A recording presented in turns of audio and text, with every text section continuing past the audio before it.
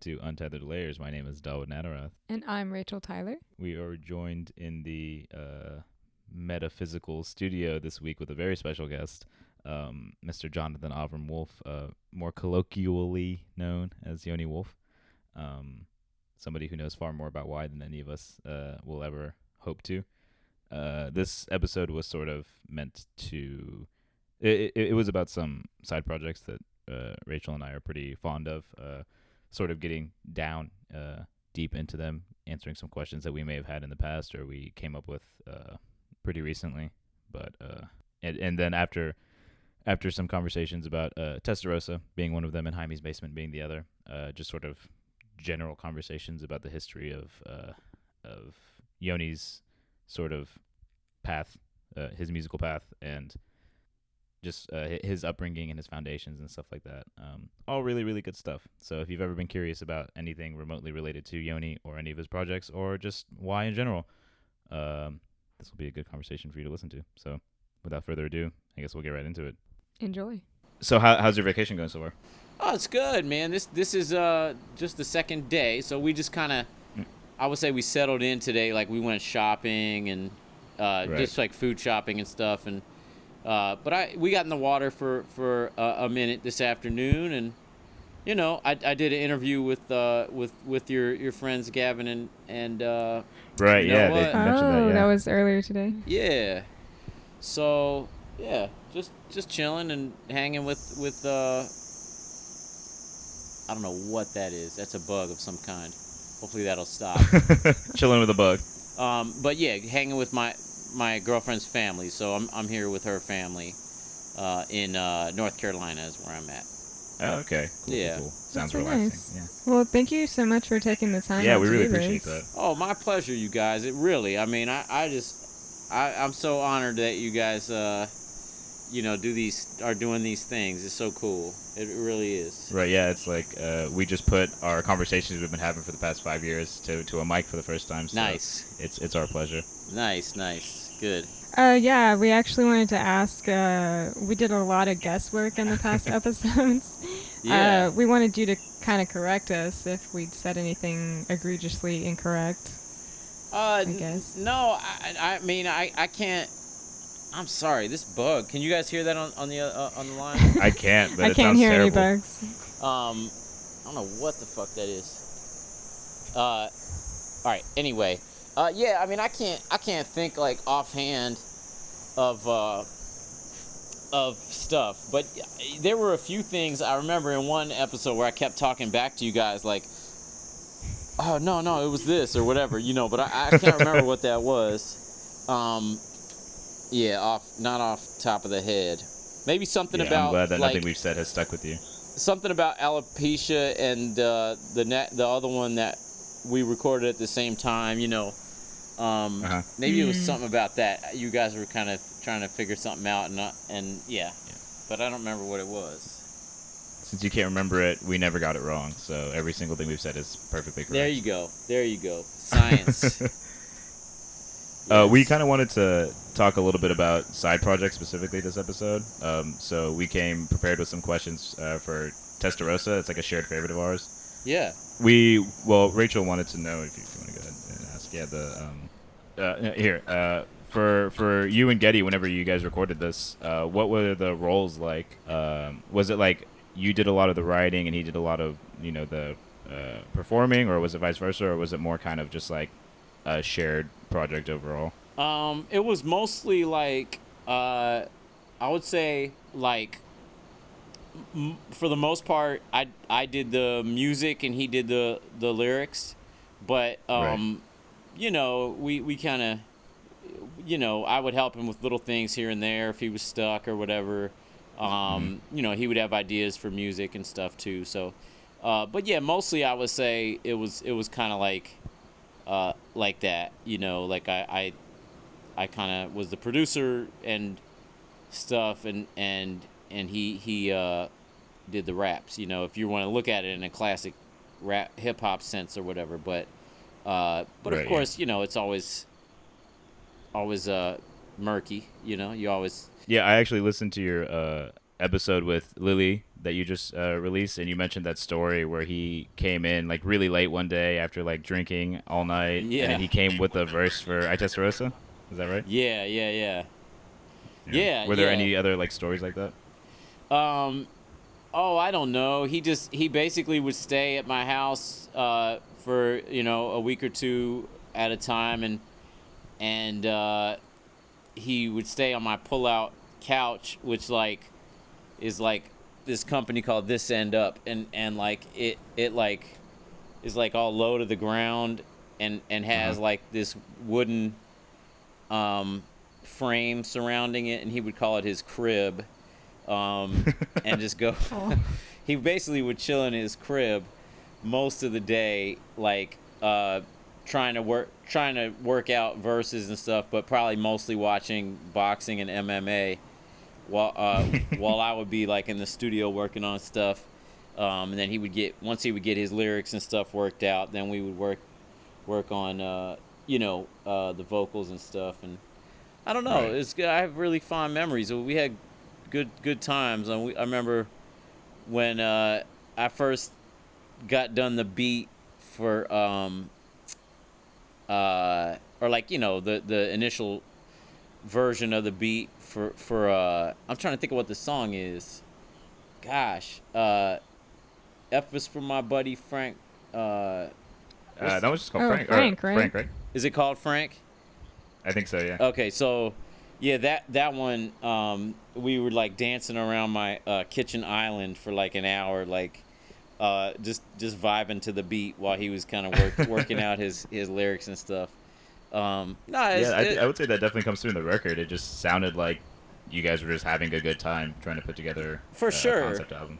And it was like his, we would just hang out all the time, and we would play cards into the night. Sometimes we'd have guests over and just kind of like hang out, play cards, and it was like his idea to like for me to do like rap, like a straight ahead like rap tour, which is why I started doing those little solo rap tours and stuff. Right. Yeah.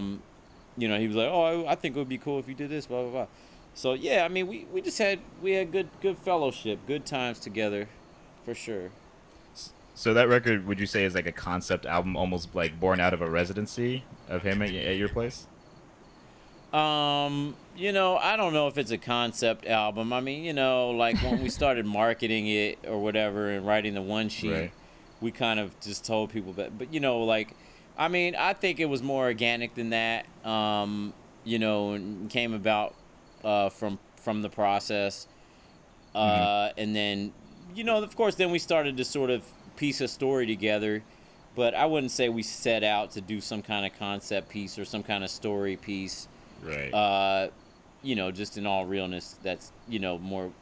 But I think it holds together as a story in some ways. But we kind of, I would say we put the through line together somewhat after the fact, or maybe like 75% through the process all or right. something.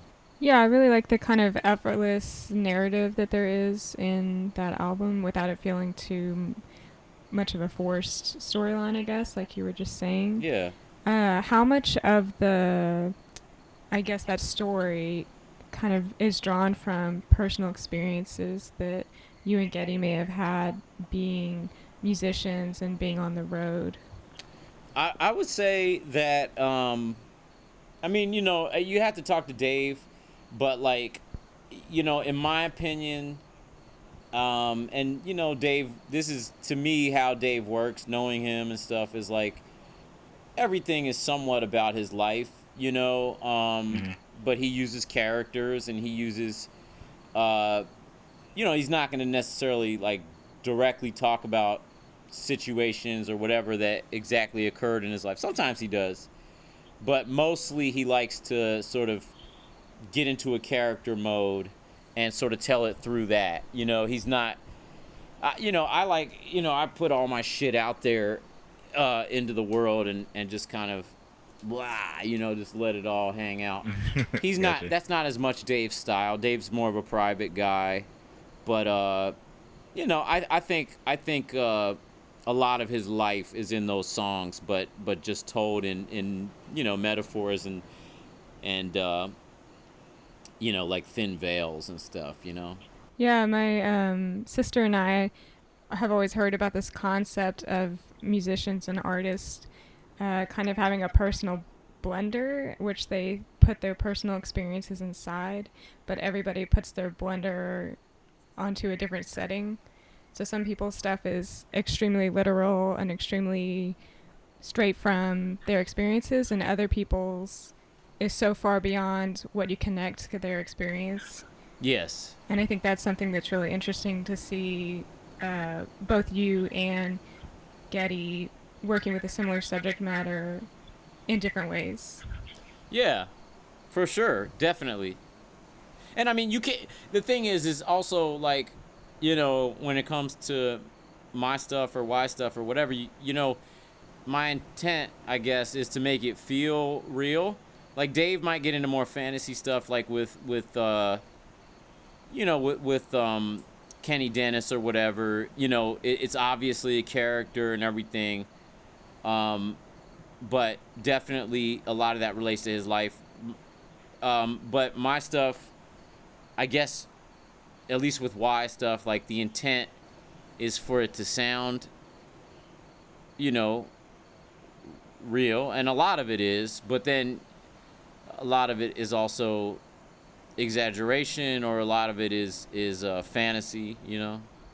Yeah, I remember whenever, because I hadn't really listened to Getty much before y'all announced Testarossa, and I remember being wildly confused as to what his actual name was, because I'd heard Serengeti, and then I'd heard, I think, like you said, Kenny, and all these different personas that he put on through different albums. I was like, I literally have no idea what this dude's name is. Yeah, call him Getty. I think that's been like probably tough for him to just because he does. I mean, he does so much stuff. He's so prolific.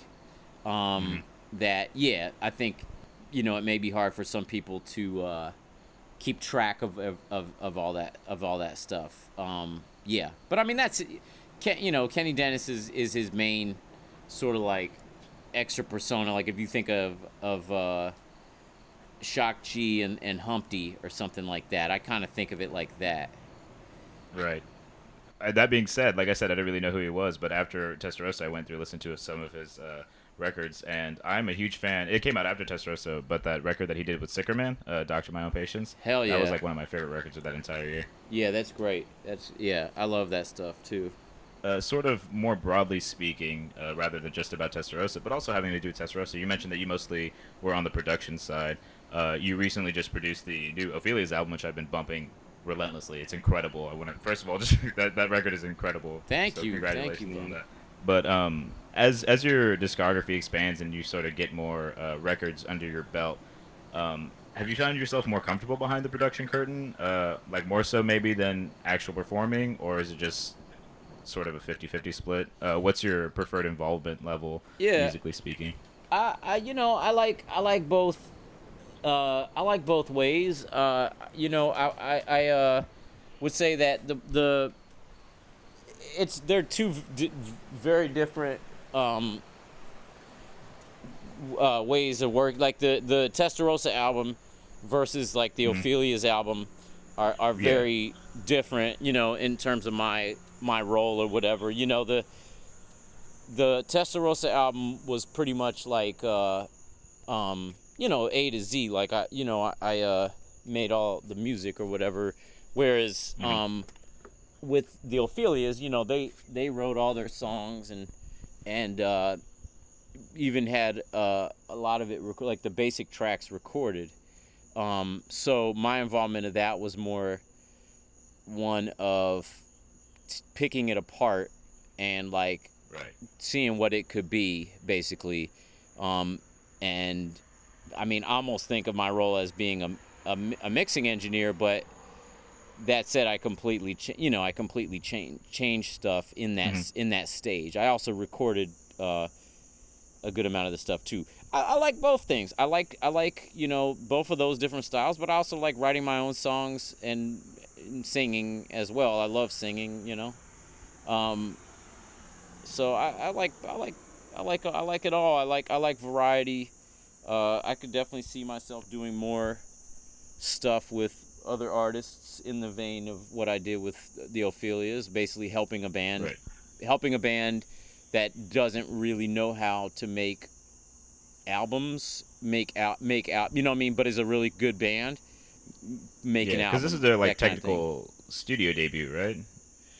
Well, Something like that, no, like Creature Native they released a couple years ago. yeah, Creature Native, I mean, that's a studio album. I mean, they recorded it in Yeah. really good places and stuff, but it's not, to me, it's not, it's just a little more lo-fi and stuff, like Yeah. I like it a lot.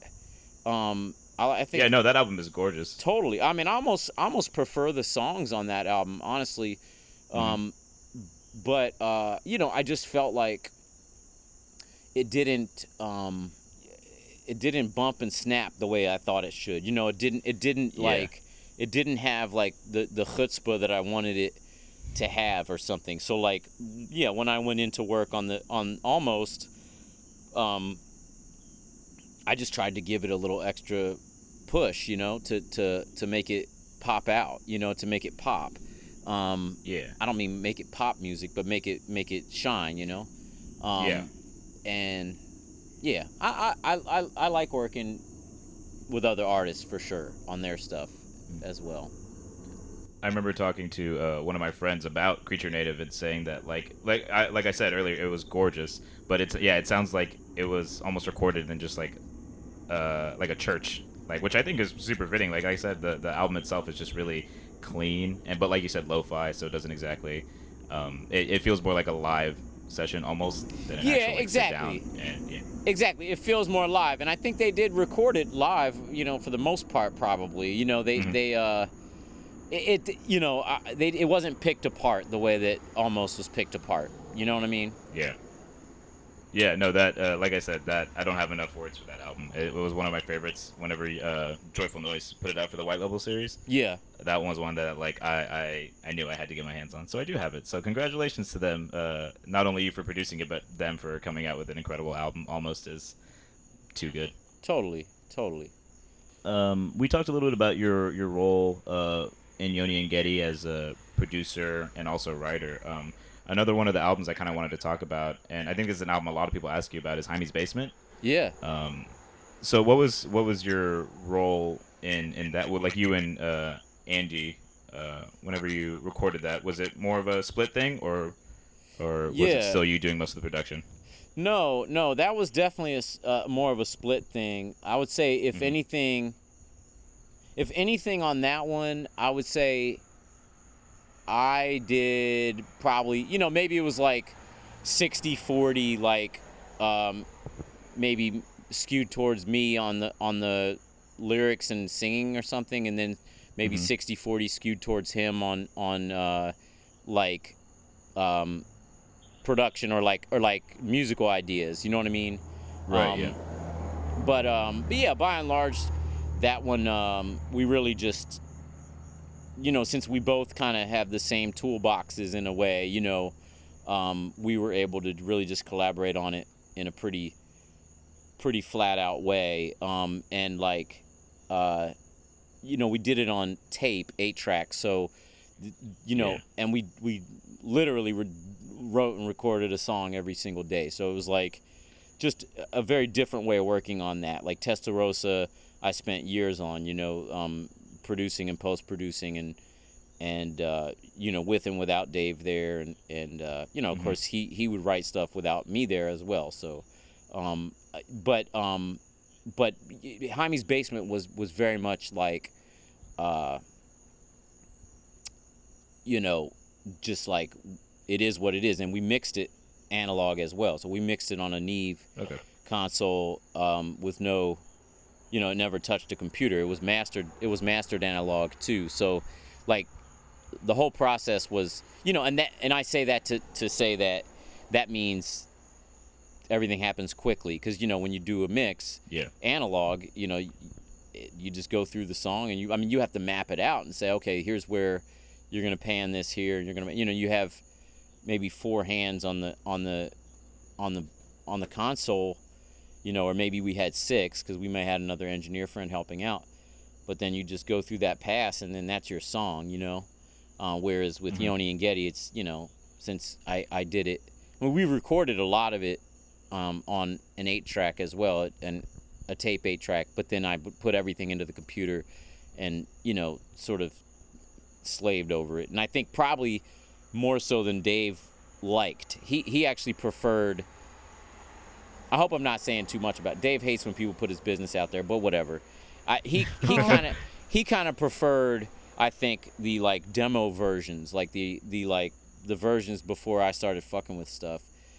But I think that had to do with just him getting used to those versions, because he, you know, I gave them to him before he would leave town, and then he would just listen to them a ton, and then I would send him some like drastically different mix, you know, and he'd be like, it's too clean, or what, you know, whatever. Yeah. That sort of thing. So you said he was more of a fan of the more lo-fi stuff, or like the stuff that you started off with rather than the actual finished product? Yeah, I think so. Dave likes dirty shit. He, you know, like what we did for Family and Friends. If you haven't heard that album, you should listen to that.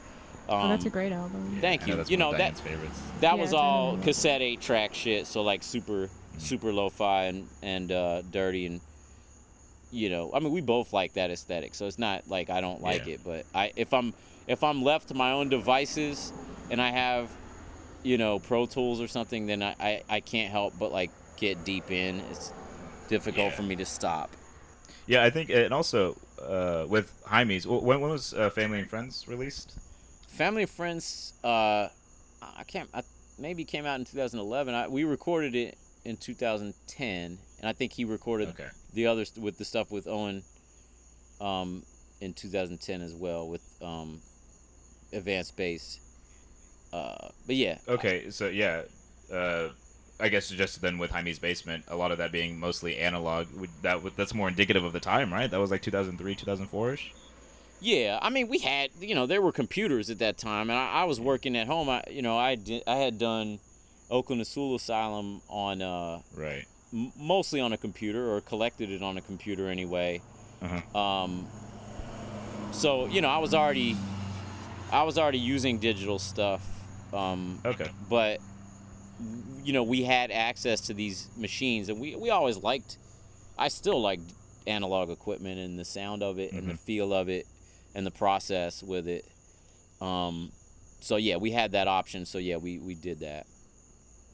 Yeah, going back to Hymie's a little bit, you said you wrote a song every single day. What was the lifespan of that entire project? Because nothing else has come out after that. So like, when was the start and end to that? So I went out there. So we actually did. So I went out there during like December of probably 2002 or 3. I'm not sure. And we spent, I think, 11 days and recorded 11 songs. And then I went back to mix in the spring. So like in like May of the next year, you know, whether it was 2003 or 2004, I don't know. But I went back in like, May or June, and then we recorded 3 more songs, I think, then, and mixed the album then. And I was like there for like a week that time. So, and the new songs, I think, were 21st Century Pop Song, You Die, and maybe one other one, I don't remember. But so those being more of the actual produced ones, right? Like out of there were a lot of piano ballads on that record. So were those mostly the ones written in the 11-day stint? Yeah. So we record the ones that we did. At least in my memory, Andy probably remember better. But like in my memory, the ones that we did in the following May or June, we actually recorded at the studio that we mixed at, Third Ear, which is also where we ended up recording Alopecia and Eskimo Snow, because we had done Hymie's there, and I was like, oh, this place is dope. But like, the other ones we recorded in the basement of Hymie's record store. So that's why we called it Hymie's Basement. So yeah, and that was just like his wife owned the store, so like we just, it was the stock room or whatever, the basement. It was a bunch of records around, and then Andy had brought a piano down, and then had brought the 8-track down there that he had rented. And I didn't really even know what was happening, but when I got into town, he was like, let's do some recordings or whatever. So, like, we were just going to, like, hang out. I don't even remember, but, yeah. Yeah, so that actually kind of goes into what I wanted to talk about next, was what the actual motivation behind that project was, because it still stands out really strongly to this day, and like I said, a lot of fans really hold really tightly to that record. But was it more of like a play it by ear, just like you just kind of decided to do it? Yeah, I mean, Andy and I always got along really well and liked each other a lot, and I was just going out to visit, I think, and I mean, we had discussed working on something or other, and we didn't know we were going to make an album, at least that's how it was in my memory, and then we just kind of started working on stuff, and it felt like we could do it, and then I had my notebooks with lyrics in it, or so it's not like we wrote all the lyrics that week. Like, I had notebooks with lyrics, and he had notebooks with lyrics, and but sort of writing songs with the lyrics and stuff. We did that during my stay there. But yeah, the reason for doing it just fun, I guess. In those early days, it really just came down to that, I think. Yeah, I you going back and saying that a lot of the writing was more 60-40 skewed towards you. I kind of got that vibe from the lyrics, because a lot of the themes and a lot of the words in, like, throughout Hymie's Basement are really reminiscent of that first tape that you put out, the Part-Time People Cage. Like, I remember listening to Why I Don't Fit In School, and some of the, like, you talk about, like, dreams about moons and shit like that, and, like, going back, and a few years later, Hymie's Basement, you got that track Moonhead and, like, Ghost I Dream didn't and shit write like that. That's interesting that you say that. Which I didn't one? even think about that. I didn't write Moonhead. Basically, anything that Andy sings, he wrote, and anything that I sing, I wrote, for the most part. Very similar. Good thing you guys recorded that together. I know. I never even thought about that, and because I try to put that Part-Time People Cage tape out of my mind, because why is that? Because it's terrible. It's terrible. I mean, it's I absolutely adore that tape. it's the first stuff that I did. It's the I got a 4-track, and then those are my experimentations on the 4-track, basically. You know what I mean? Like, nobody else in their right mind would have put that out into the world, but at the time, it was just a different time, man. And it was like, it was so much fun for us that I don't know. I just like, all right, I'm going to make a tape, and I wanted people to hear it. I remember playing those songs for, like, for Dose, and he was like, man, yeah, this is cool, man, and then I remember playing it for this, everybody used to come into town, into Cincinnati, for this festival called Scribble Jam, which is like a rap, hip-hop festival. And I remember this dude, DJ Signify, this guy Justin, who was like a 1200 Hobos DJ. I mean, I'm name-dropping a bunch of shit that you guys are probably like, I have no idea what you're talking about. But he was in this... I'm going to pretend like I do. He was in this DJ crew that like, my other friend, Mr. Dibbs, was in. And I remember I played him, like, some of those songs off of that album, and he was like, fuck yeah, dude, like, this shit is great. It's so different and weird. Yeah. But before that, I was just, like, the weird dude that was, like, hanging out with a bunch of hip-hop guys and, like, what the fuck is he doing? That kind of thing. Yeah. So, yeah. Did you do a lot of, rap battles and, like, freestyles and shit like that back around those days? I can't remember, honestly. No. Or if you were just, like, tangential to all that stuff. Yeah, no, I was never a big battle rapper. Dose was fucking great. Like, and still, I mean, he still could do, if he wanted to, I'm sure he could still do it. I would do a little bit of freestyling here and there, but just like lightly. I was never like super great at it. I mean, I can still do it if I'm fucking around, but not do like it right now. not like Dose or something. Like, he was just beyond good at it. Yeah. I'm glad you brought up like the old crew, or like the Anticon collective, because I wanted you to talk a little bit about the beginnings of that, like, as a collective, and how it cultivated like an environment for collaboration between all of you. Because I know like between you and Dose and a bunch of other people that were in that collective, you guys spawned like an infinite amount of different projects. You know, Greenthink, Cloud Dead, even just with you. But yeah, just talk a little bit about like those humble beginnings with all the with the crew back in the day. And you know, how it sort of provided a foundation for all of you. I don't know. It was it was an exciting time. It was a time for like really experimenting and seeing what was possible, within what we were doing. And, I think we definitely sort of consider what we were doing to be hip hop music, and trying to stretch that and see, what felt natural for us within that framework. But, I don't know, man. It was kind of a magical time for us. We were really just discovering music and ourselves, and, we were just a bunch of 20-year-old boys, which is a vile thing, really, when I think about it now. No offense, Dawood, but No, yeah, you're good. I fully accept my violence. You're good, dude. I'm 22. I agree. No, but you know what I mean. And so we had some of those problems that boys that age have, just being stupid and whatever. But it was magical for us. It really was cool, I wish we'd had more women involved. It really was a boys club, Yeah. So going back and talking, I asked if you did any of the rap battles or anything like that around your friends. So would you say mostly just like the art kid on the sides, like scribbling in his notebook different metaphors and stuff like that, while everybody else was just like freestyling? Yeah, kind of like that. I mean, it's not like we were like, it's not like it was like a full-time freestyle cipher or something going on. I mean, yeah. If that was the vibe, I would partake a bit. But I was a more shy guy. Dose was very, he was very much an alpha male type, and still is. Gotcha. And I was more of a just a bit more self-conscious and shy, Gotcha, yeah. I know somebody, I don't know if you've ever worked with them musically, but you toured with Andy Bothwell a few years ago, right? Astronautilus?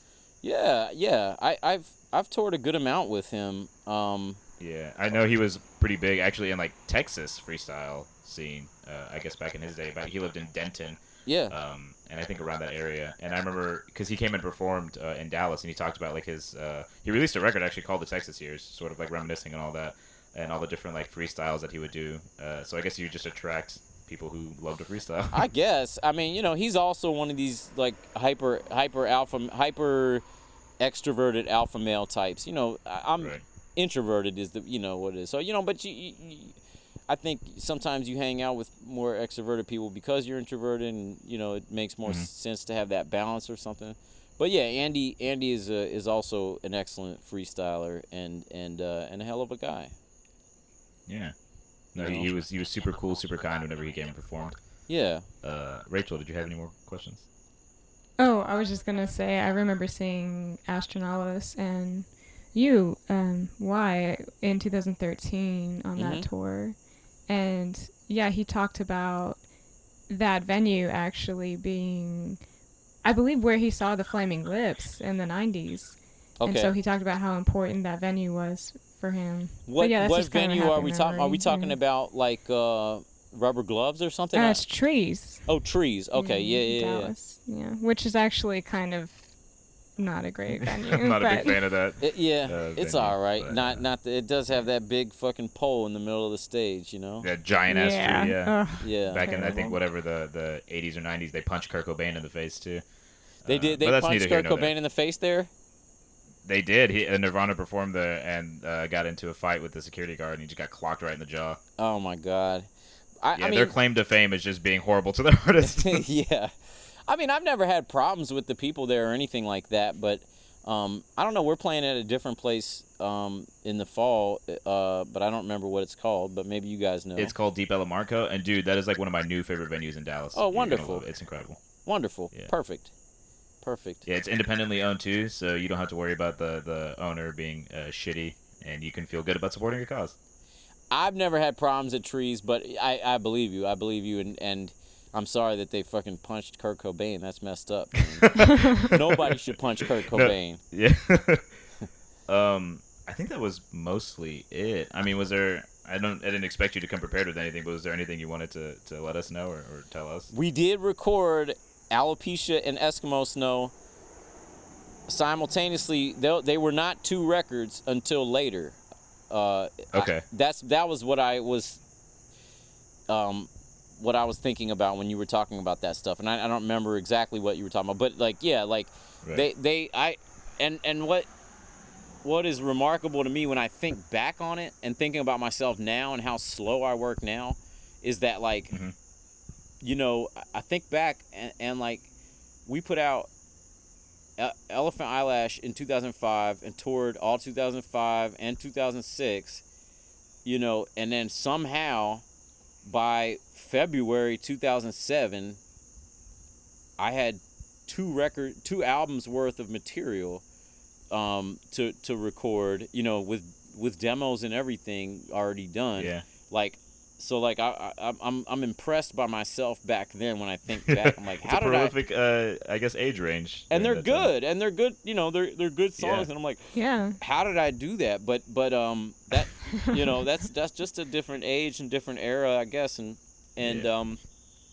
I also didn't, you know, I didn't like self filter as much or something as I do now, or I don't know. And it's also really all I had to do, you know. It was like all I wanted to do and all I had to do. But yeah, they were recorded, you know, that we had booked like, you know, we had booked like 3 weeks or something in that studio. I think on and off. I think we would go rehearse at Andy Broder's house, and then go to the studio. We rehearsed like for 2 days at Andy Broder's, go to the studio for a day, rehearse for 2 days, go to, you know, and yeah, we had all that material, and I think like maybe 3/4 through the recording process, you know, my brother and I had a conversation. It was like, well, could this be 2 albums? Because, you know, there's so much stuff and it sounds different, you know, there's different sounds, and so we started to think about it like that and wrote some list. I still have it in the back of this black book, about which songs might fit with which other songs, and there were definitely swing songs, you know, that could go either way. You guys talked about that, I think. Yeah, you know, would you say the separation between the 2 albums then was pretty natural? Like, it was pretty obvious for at least most of the songs which one belonged on which record? To some extent, but they, like I said, there was like 3 or 4 songs that like could have gone either way. Gotcha.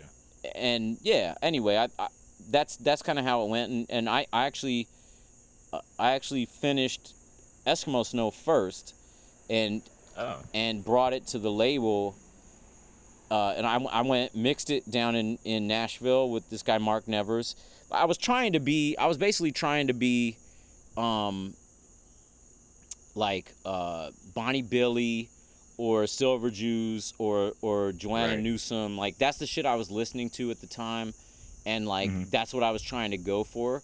So I looked up, like, you know, I was just looking at mixing engineers. I remember we were in Minneapolis still, where we recorded those albums, and I was trying to figure out where to go mix, and found this guy Mark Nevers, who, you know, he did all like the Lamb Chop stuff, he did most of the Silver Jews stuff, he did a bunch of the Bonnie Prince Billy stuff, and so I was like, okay, I'll go see this guy, and you know, just went down there like a week or 2 after finishing the recording of the albums, and mixed with him for 2 weeks, and then went straight up to Portland, Oregon, and mastered with my friend Doug Krebs up there.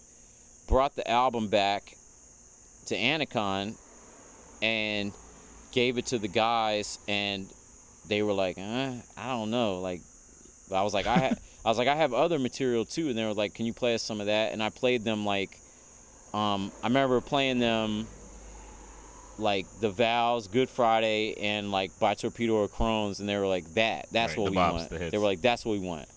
And so I was like, okay. So I went back, and then I started mixing that with Eli Cruz, who I met through D. Kessler from The More Shallows. Do you guys know that band? I think I've heard of them. Yeah. They were an Anacon band back at that time, and That's how I know them. Yeah. yeah, D the main guy from that band, like, actually helped me.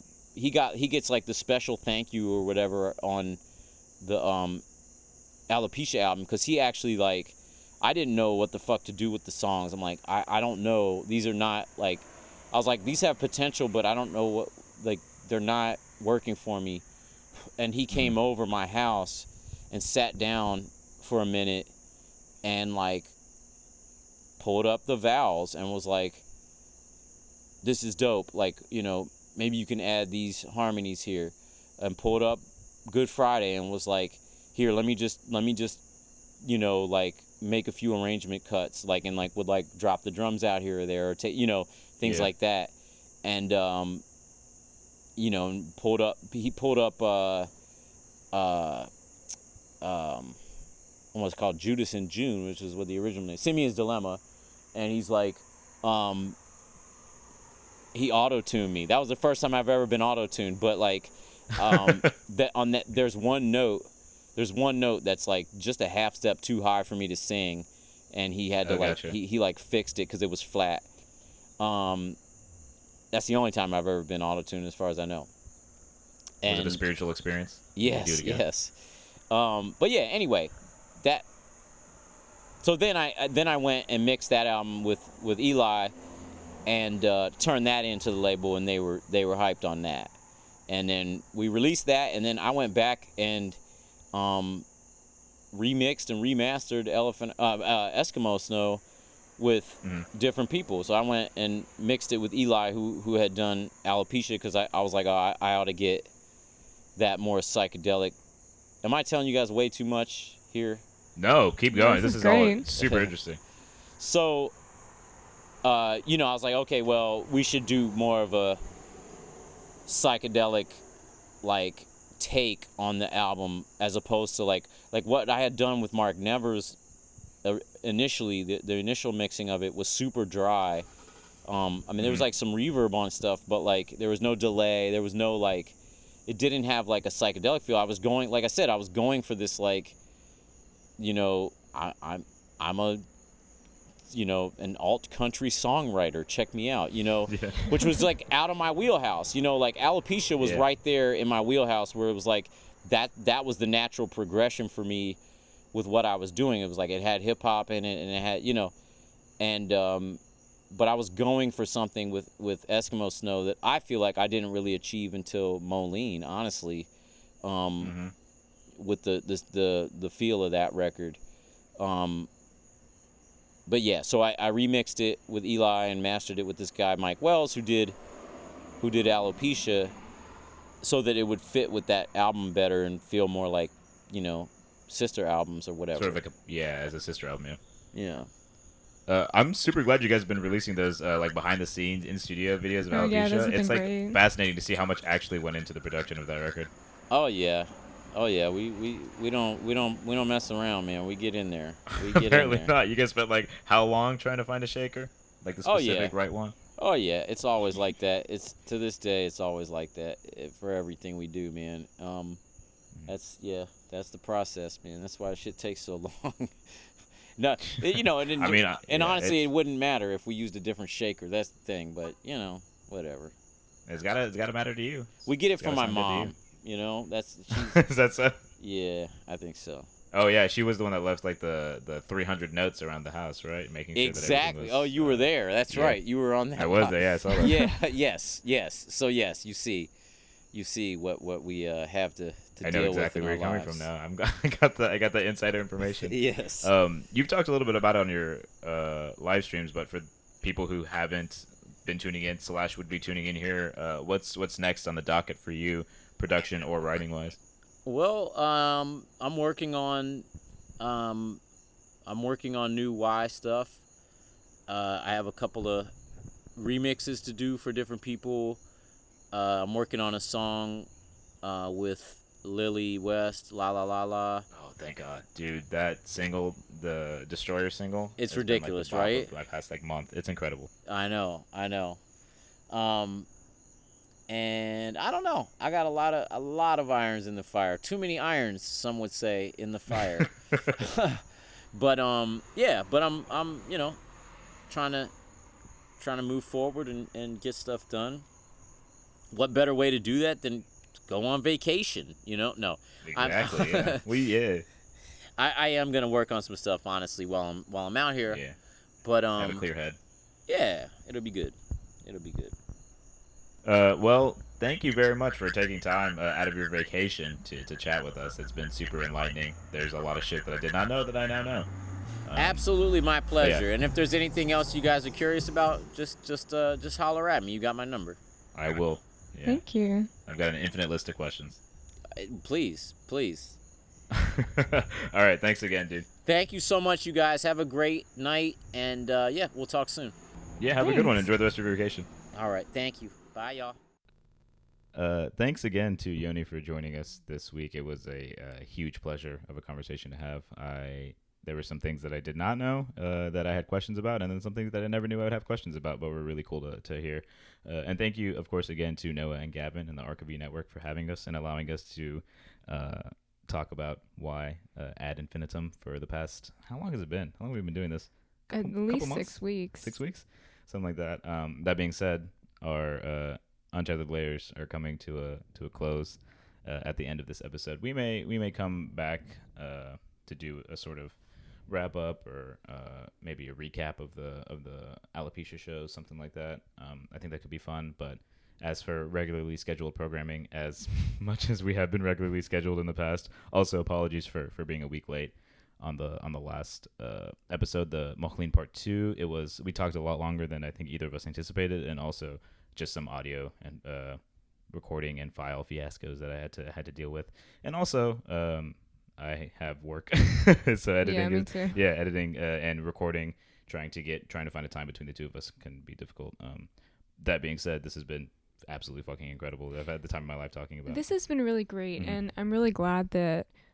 I mean, I guess we were a little quick to reply when we found out that the brothers were doing this podcast, and I'm really glad that they were so kind to ask us to join them. I think that's amazing, and I've had so much fun. I think literally within the within 3 days of them announcing the podcast idea, we were in the studio recording our episode for Elephant Eyelash. We were so nervous. We were, and now look at us, still nervous, but 6 episodes later. Thank you all again. Really, this has been an absolute dream. I absolutely love talking about music. That's the reason I got into radio, is to force people to listen to the music that I like. So being able to force people to listen to me talk about the music that I've loved for the past decade or so has been a dream come true. So thank y'all again, and like I've said in the past, if you guys have been listening, let me know. It's always super cool to see or hear from people saying like, hey, like I felt the same way about alopecia, or Elephant Eyelash is my favorite album or whatever. Let us know. It's super cool and really inflates our ego a lot more than we absolutely needed to. But thank you guys again. Thank you, Noah. Thank you, Gavin. Thank you, Yoni. Thank you to the entire band for making the music that you do. And we'll see you when the sun sets east. Sun sets east. That's by the way our name now. So thank you. Have a good one. Thank you. Bye.